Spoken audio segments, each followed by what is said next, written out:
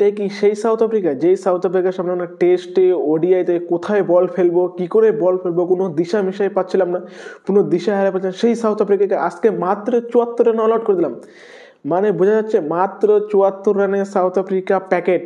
পথে পথে রাস্তায় রাস্তায় দোকানে দোকানে করে দেওয়া হচ্ছে সাউথ আফ্রিকাকে, সাউথ আফ্রিকান বলারদেরকে। আমাদের প্রতিটা বলার, বিশেষ করে জাসপ্রীত বুমরা, অর্শদীপ সিং এবং বরুণ চক্রবর্তী, তিনজন বলারে একদম রাস্তায় রাস্তায় পকেটে পকেটে করে দিয়েছে, একদম সিল প্যাক দিয়ে দিয়েছে সাউথ আফ্রিকাকে। ভাই এটা আমরা কি দেখলাম, যেখানে টসে হারার পরে আমরা ভেবেছিলাম হয়তো এই ম্যাচটা আমাদের হাত থেকে গেছে, এই ম্যাচও হয়তো আমরা জিততে পারবো না, সাউথ আফ্রিকা এই ম্যাচটা জিতে নেবে, যেহেতু টস জিতে নিয়েছে তারা। এবং শুরুটাও কিন্তু তারা দুর্দান্ত করেছিল। শুভমান গিল, আমাদের বাবার আজম, ইন্ডিয়ান বাবার আজম দা শুভমান গিল, প্রিন্সও, আমাদের প্রিন্সও আবার ব্যর্থ। লাগাতার 13টা টি-20 ইনিংসে 050+ স্কোর। তারপরেও তাকে কেন ইন্ডিয়া টিমে রাখা হয়েছে, বিশেষ করে টি-20 সেটআপে, সেটা আমরা বুঝতে পারছি না। তারপরে ব্যর্থ সূর্যকুমার যাদব, ব্যর্থ আমাদের অভিষেক শর্মা, ব্যর্থ তিলক বর্মা, সবাই। শুধুমাত্র একজন দা কংফু পান্ডিয়া, হার্দিক পান্ডিয়া। হার্দিক পান্ডিয়াতে টিম ইন্ডিয়াতে ব্যাক করাতে যেন পুরো টিম ইন্ডিয়ার batting line up plus bowling line up পুরোটাই বদলে গেল। যেইখানে আমরা দেখতে পাচ্ছিলাম মিডিল অর্ডারে সেরকম কিছুই করতে পারছিলাম না, বিশেষ করে ফিনিশারের। এই যে আমাদের টি-20 সিরিজটা, ওডিআই সিরিজটা গেল, সেখানে কিন্তু ফিনিশার একদমই খারাপ হচ্ছিল। কেএল রাহুল একাই পড়ে যাচ্ছিল সেখানে ফিনিশিং টাচে দেওয়ার জন্য। যেই হার্দিক পান্ডিয়া আজকে ব্যাক করলো, প্রায় এশিয়া কাপের পরে আজ হার্দিক পান্ডিয়া ব্যাক করলো এবং দেখিয়ে দিল যে সে কি জিনিস।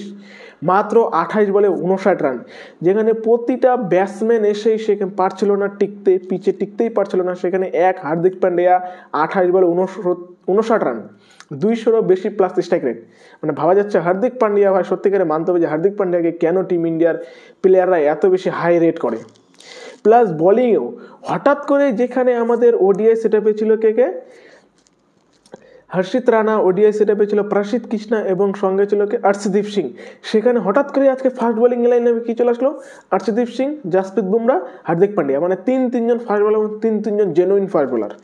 যেই ওডিআই ক্রিকেটে আমাদের ফাস্ট বোলাররা লাইন লেন কিছুই খুঁজে পাচ্ছিল না, তারা দিশে হারা ছিল, সেখানে আজকে যেন সাউথ আফ্রিকান ব্যাটাররাই বুঝতে পারছে না বল কোন দিক দেখবে, ডানে না বায়ে, উপরে না নিচে, কিছুই বুঝতে পারছিল না। বিশেষ করে অর্শদীপ সিং আর পাওয়ার প্লেতে উইকেট, এটা যেন একদম হচ্ছে কমন রেজিস্ট্রি করে নিয়েছে অর্শদীপ সিং। প্রথম ওভারে কুইন্টন ডিককে ডাক মানে তাকে বাড়ি পাঠিয়ে দিয়েছে কুইন্টন ডিককে, যেই কুইন্টন ডিকক আগের ম্যাচেই সেঞ্চুরি করেছিল।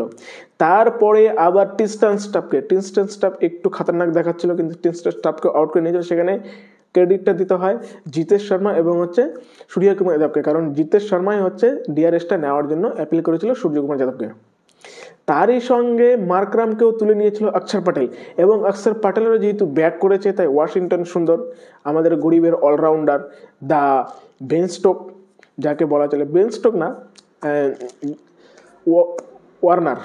সেন ওয়ার্ন হতে চেয়েছিল, সেই সেন ওয়ার্নকে বাদ দিয়ে আজকে অক্ষর প্যাটেলকে নিয়েছে।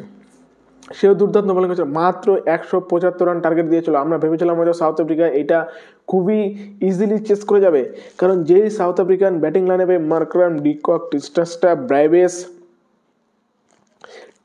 ডেভিড মিলার থেকে শুরু করে মার্কো ইয়ানসন থেকে শুরু করে প্রায় মানে সবই খাতারনাক। ভেবেছিলাম হয়তো তারা 175 রান হয়তো জিতে দেবে, কিন্তু না, আমাদের বলাররা বলেছে no no no no no, this is not ODI, we are not Prasidh Krishna R Harshit Rana, I am Jasprit Bumrah আর বরুণ চক্রবর্তী। বরুণ চক্রবর্তীর কথা কি বলবো ভাই, বরুণ চক্রবর্তী বর্তমানে বেস্ট স্পিনার ওয়ার্ল্ড ওয়াইডে। যদি কোনো বেস্ট স্পিনার থেকে, বিশেষ করে লেগ স্পিনার, সেটা হচ্ছে বরুণ চক্রবর্তী।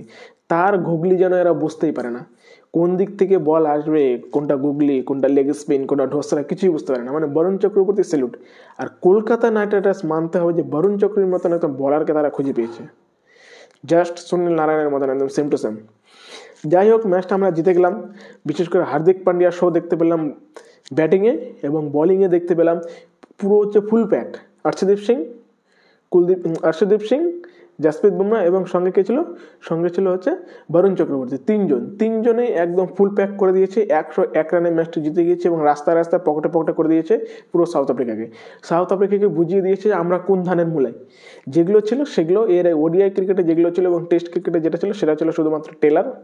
আসল খেলা তোমাদেরকে আমরা টি-20তে দেখাবো।